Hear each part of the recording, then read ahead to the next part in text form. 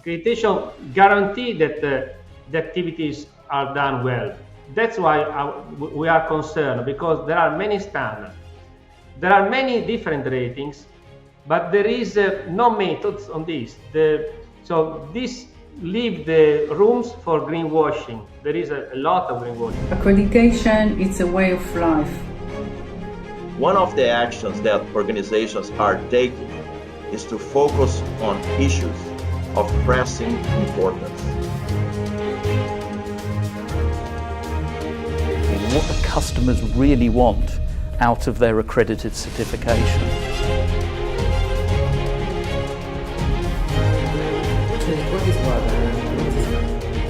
I believe we have an impact on everyday's life.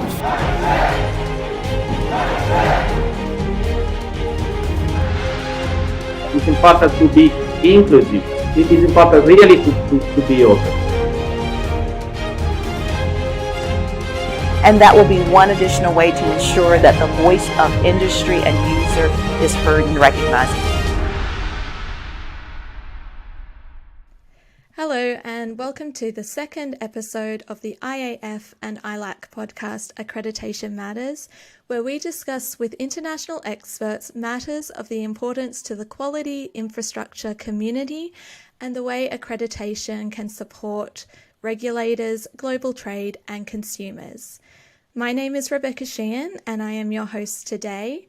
I am joined here by IAF Chair Emanuele Riva and the chairperson for the African Accreditation Cooperation, or AFRAC, Ron Joziaslar. Welcome both. Today we are delving into the environment, social and governance framework and the way accreditation supports this initiative.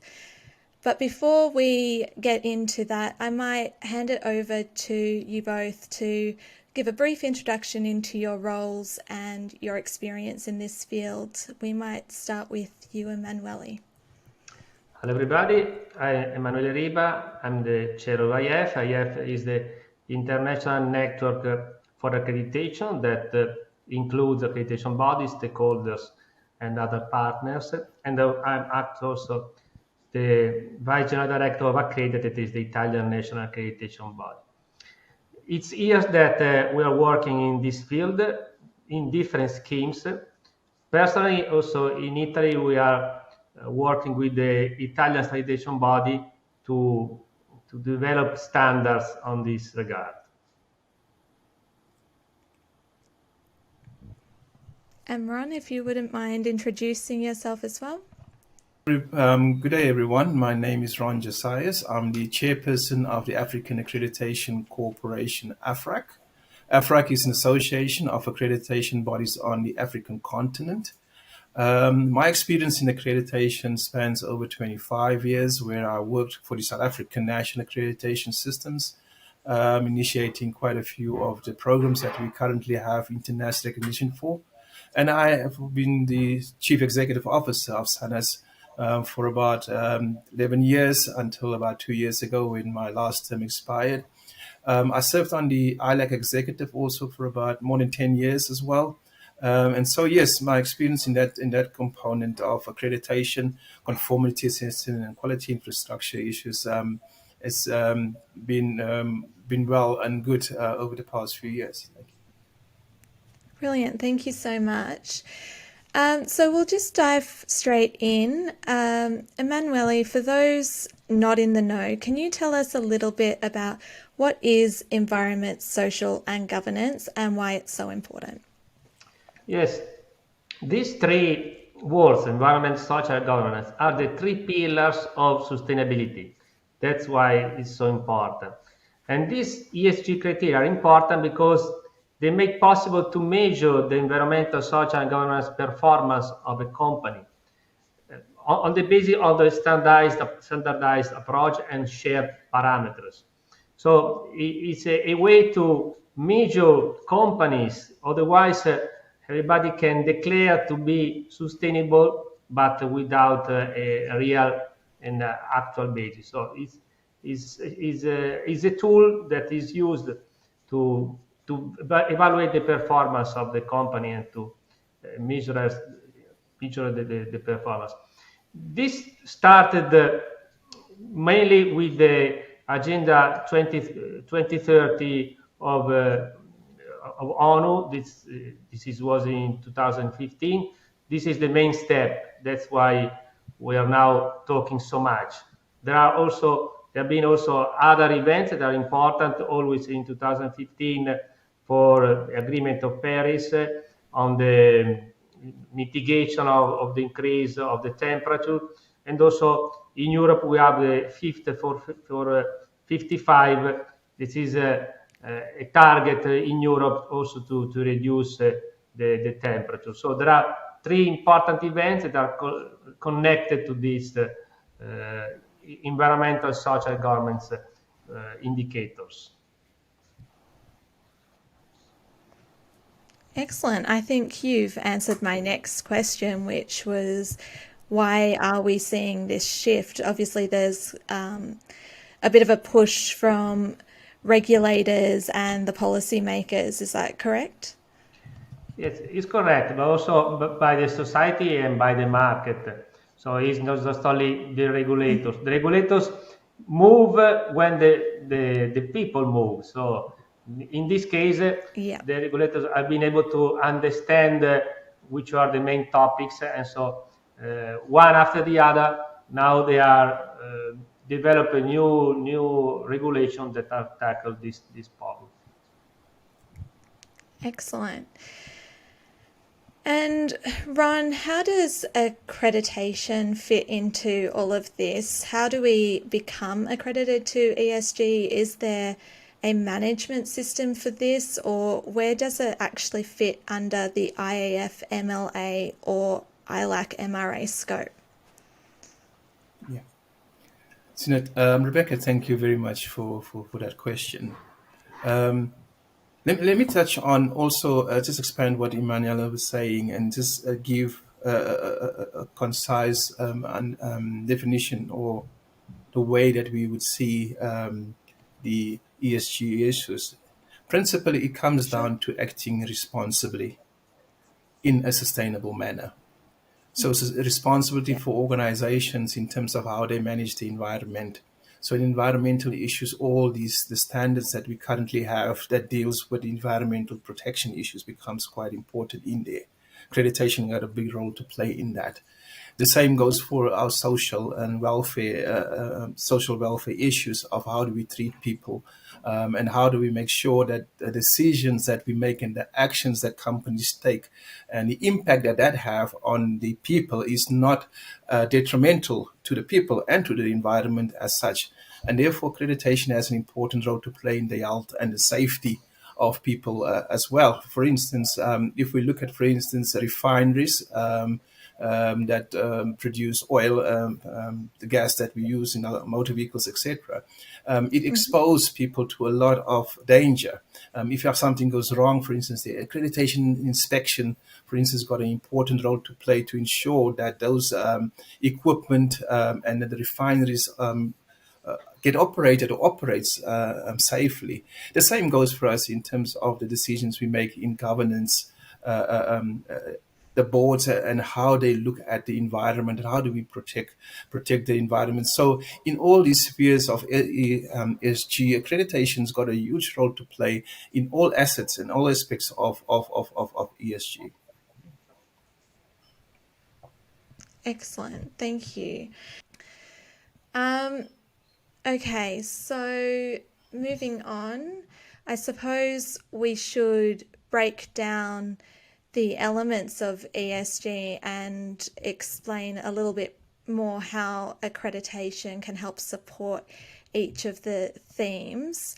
So we'll start with environment, which is fitting because our World Accreditation Day theme this year was sustainability in the environment and the economy.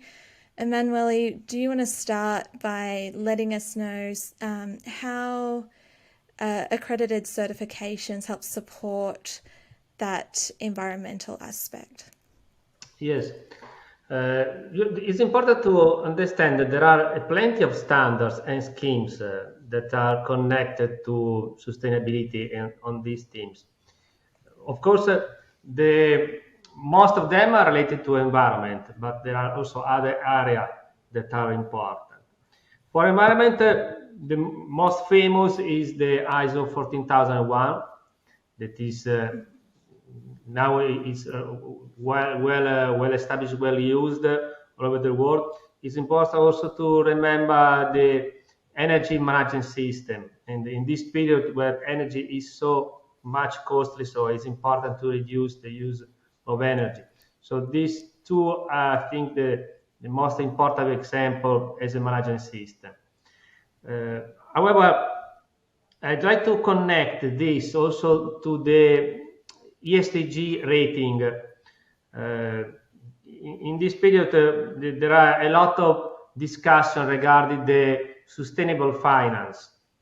And in this regard, there are indicators, there are different ideas, different standards that are trying to making connection the performance of the companies with the ESG ratings. So this is, I think, the area that we have to cover. So there are standards for environment, many standards for environment issued by ISO and also by other private scheme owners. But the difficulty is to connect the performance of the company declared by a standard to the ratings that have the company. So this is something that is missing now, that has to be, we have to work out. Okay, so how do you see accreditation playing out in that area? How are we going to connect the two? Accreditation is working with the institution now that are important in this field. For example, at European level is AFRAC, or international level is IFRS. There are the International Institute for the Ratings. Also in Europe, there is a directive that is focused on this topic. It's called CSRD directive. So there are many works that are under process in this moment. So the accreditation helps the connection between the standards, the regulators, and the conformity assessment bodies. Accreditation guarantees that the activities are done well. That's why we are concerned, because there are many standards. There are many different ratings, but there is no methods on this. So this leave the rooms for greenwashing. There is a lot of greenwashing. There is a recent research that demonstrates that the 70% of the companies declare to be sustainable, but without any real proof of that. So accreditation is something that guarantees that a declaration is correct. So our goal is to guarantee the claims. The claims in this area, there are many claims. And there is also, it's important to mention maybe the standard 17029, that is a standard issued by ISO for the verification and validation of claims. And in all the world, I think there are 2-3 accreditation only. So all the claims that are out in the market today, they are not verified by a conformity assessment body under accreditation. That is significant to understand that there is a lot of work to be done. Yeah. Ron, how are we going to cover this vast range of activities that aren't covered by an accredited certification or even testing or inspection, and have no real, I don't want to say no real basis, because they might think that they have a real basis to their claims, but how do we bring that additional level of credibility and trust to these claims with accreditation? The question is a very important question in the sense that, yes, we do have a lot of bodies claiming to be able be competent to do testing, inspection, or certification, etc. But we know that the independent third-party verification of that competence through accreditation is probably the only means currently that can give surety to the market and to governments and to the people about the reliability of results that's being produced. So for us to, as ILAC and IAF and the accreditation community, to bring that home, it does require, as Emanuele said, it does require us to step out a bit further, having things such as what you're having now, creating the awareness of the importance of accreditation that give confidence to everybody in both in the areas of health, in safety, and in environment as well. Let's take, for instance, what's going on in the world right now. ESG is becoming so important now. It's been there all the time. It's becoming much more important now because now it is real. We see the drought in Europe. We see droughts in the Americas. We see droughts in Africa. We see the impact that we had on the environment by acting unresponsibly towards the environment. So we cannot create water. We have not found the formula of how to make water. So the only thing that we can do is to preserve water. And how do we do that? Accreditation got a major role to play in preservation of water, making sure the recycling that can be done, so the contamination and things like that within a testing becomes quite important in that particular space.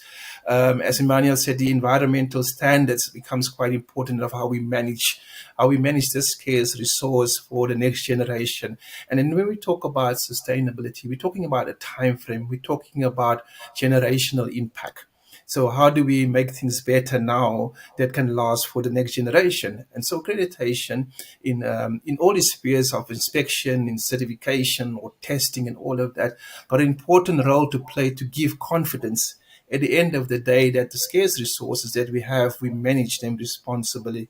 So accreditation seems to be one of the only tools that we have to support the sustainability, as well as ensuring that we can leave something behind at the end of the day that is worthwhile and that can actually last for generations to come. Yeah, great. Emanuele, you might want to touch on is it the sustainability working group that IAF have newly formed? Is that what it's called? Sorry. Yes, IAF established a new working group. Working group means a group of people that will meet regularly. So it's not one-shot activities. This one activity that will last for, I think, for some years. There are three main themes of this working group. One is to understand these schemes. There are, I think, more than 100 schemes on sustainability. Sustainability, as we said, we go from environment to gender equality to social to poverty and so on. There are many schemes. The ESG goals of ONU are 17. So there are many different areas. So the first goal is to understand and to connect with these schemes. The other point is to, regarding the verification, how can accreditation bodies and conformity assessment bodies support the regulatory recognition and the voluntary market for this ESG reporting, as I said before. So it's important to connect these schemes to the rating, because today there are plenty of different ratings that, however, they have no really basis on this common basis. The other themes, the third one is the carbon market. So investigate the potential for accreditation bodies in voluntary carbon markets and how can we can support the demand of this carbon credit financial reporting. So these are three themes.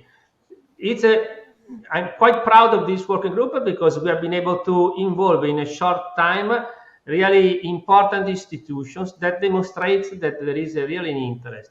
So I mean, I talk World Bank, WWF, ISO, ILAC, UNDP. So there are and of course there are many others.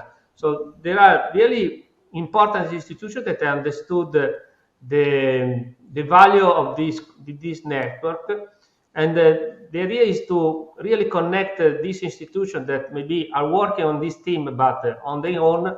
So to make connection between institutions to understand if we're able to do something together, giving us priorities and trying to solve at least some of the issues, because we are not able to save the planet by our own. However, at least we will start connecting, understand what we can do by ourselves.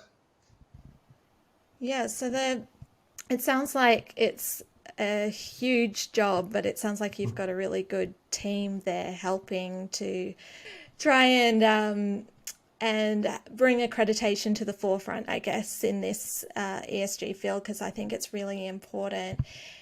We've been focusing on environment and sustainability a lot, but there are two other concepts in this ESG framework, and that's the social welfare and corporate governance.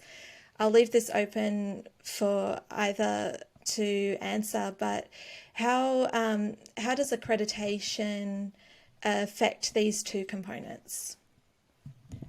Maybe I give a couple of examples, and after I leave to Ron other ideas. A couple of examples are for health and safety. The main theme is the health and safety, so the safety for the workers. So in this there are the most famous is ISO 45001, and we have some studies that demonstrate that this is a value. I can speak from Italy because I live in Italy and I know much better what happens here. And we had made the statistics with the local authority for the public insurance for the workers. And we have data that demonstrate that in company that where there is a certification, there is a huge reduction of the injured people on the job, but really important numbers. And there is a reduction in the number of the accident and also in the gravity of the accident. So demonstrate that if you have a system, if you have a mechanism implemented that is there to prevent the problems for the workers, it works. Of course, it's impossible to arrive to zero problem, but at least it works. So this is one example. So this is a great area. Another area is the social responsibility. I'd like to mention the standard that is about to be issued by BSI, PAS 24000, that is specific on the corporate responsibility. So there are two tools that are available. Also, ISO, this document issued by BSI is free of charge, so it's easy for everybody to download, start reading, and try to understand if each company is a good level, they are doing the right thing. So it's easy to understand what is good, what is right to do. The problem is to start and to have the commitment to do it. So I think these are the two main standards now available for these two areas. Ron, did you want to add to that at all? I think Emanuele covered it quite nicely. Maybe this is the last component to that, which is dealing with, the social component in ESG really deals with the relationships between the companies and its employers, its suppliers, customers, but the community in the broader context of it. And sometimes you can't divorce the environmental issues, impact of the decisions we make up there, and the impact that they have on the social and the lives of people. But also everything that I said before, the issues of water and how we actually deal with that, these temperatures that we now experience and things like that, how that impacts on the community because of decisions we do make. So various standards obviously placed into that, such as 9,000 would also give guidance, even though it is a management system at that particular level, but it impacts on people, on education, on making sure that people understand what they need to do. In the communities, very specifically, we're starting to talk about the issues of the health and the safety of people. That we need to deal with and how that is particularly managed. So if you go to the ISO 15189, for instance, those becomes important in terms of the health sector, of how they service those communities as such. So the accreditation have various facets and have various roles to play within each one of that. And for that, there are various standards and various programs within ILAC and in IAF as well to ensure that the accreditation support that. Most of these issues, all of these issues that we're dealing with, is a key responsibility of governments. Government's responsibility for protection of health, safety, and the environment, so the health and the safety of the people, etc. And therefore, within that particular context, it becomes even more and more important that the acceptance of accreditation in decisions of government is advanced or is recognized, that it needs to play that particular role in assisting government to protect the environment.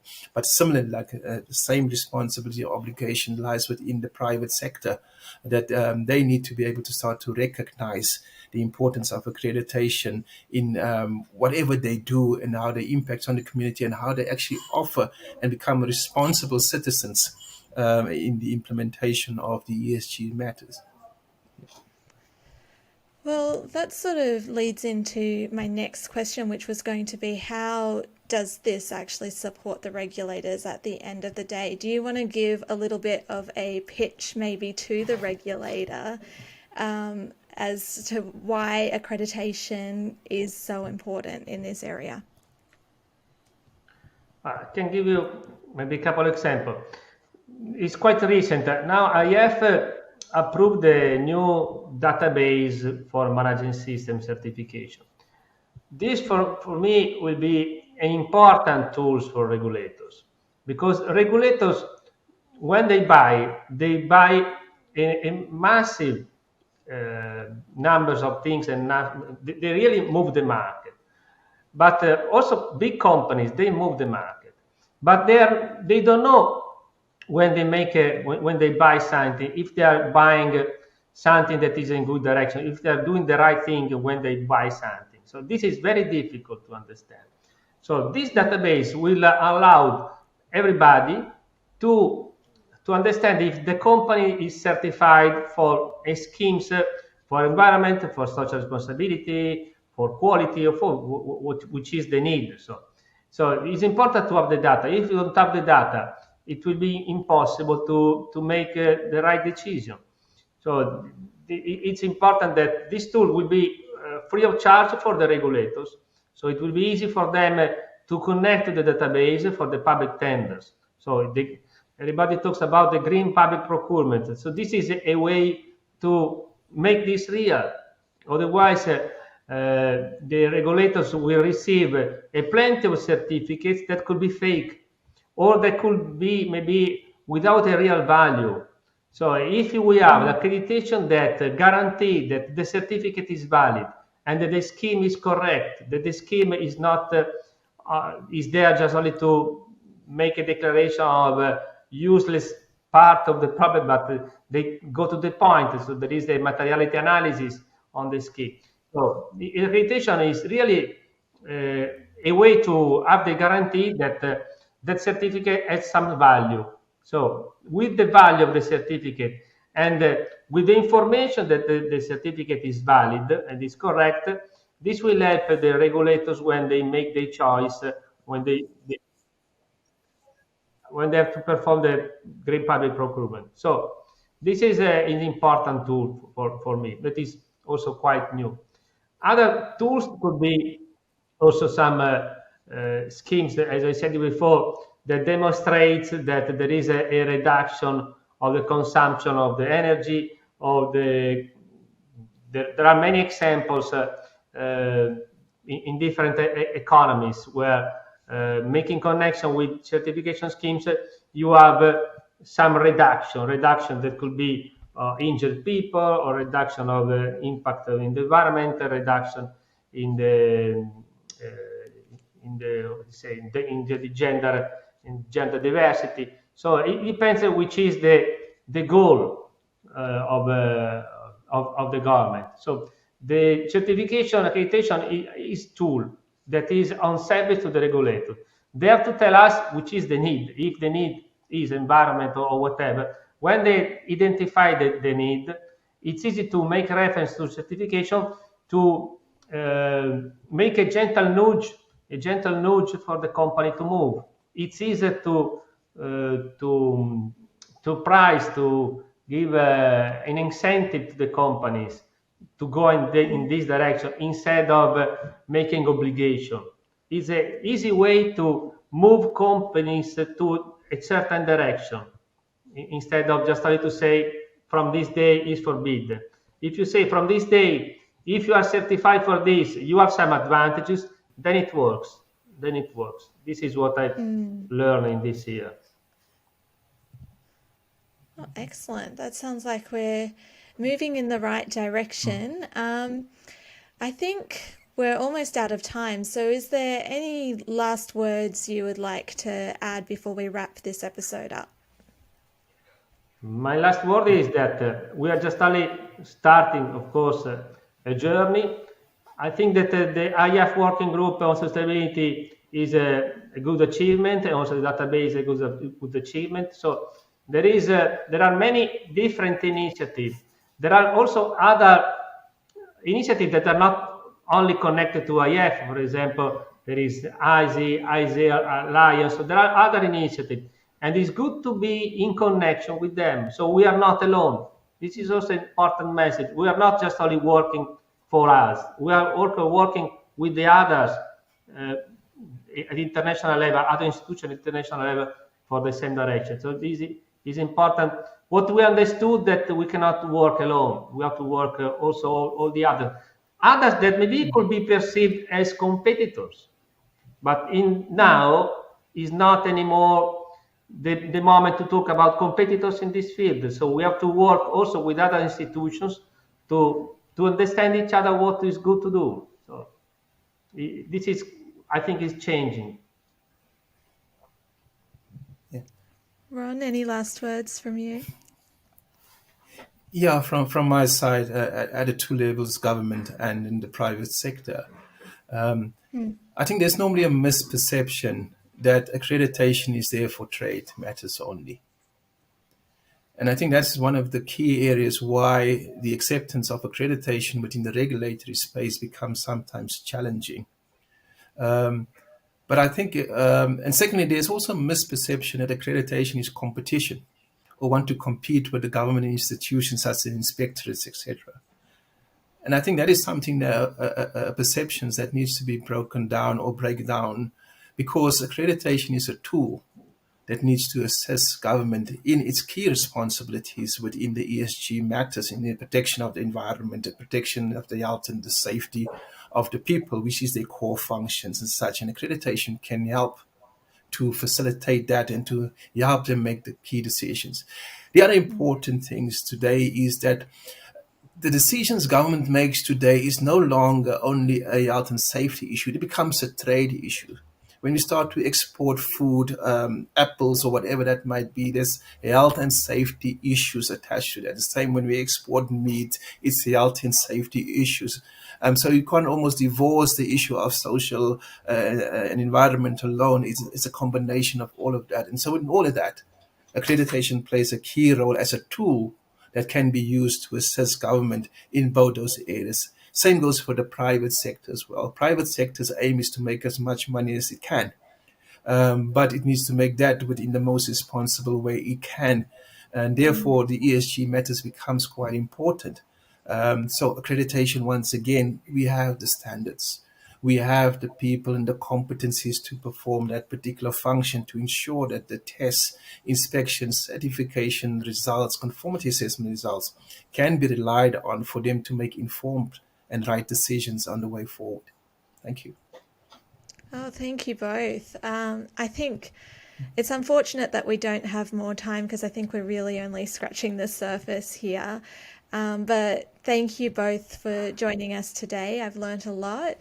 For the listeners, if you want to learn more about accreditation and its benefits, we have the two case study websites. There is the business benefits website and the public sector assurance website, and we will put the details in the episode notes, or you can head to iaf.nu or ilac.org.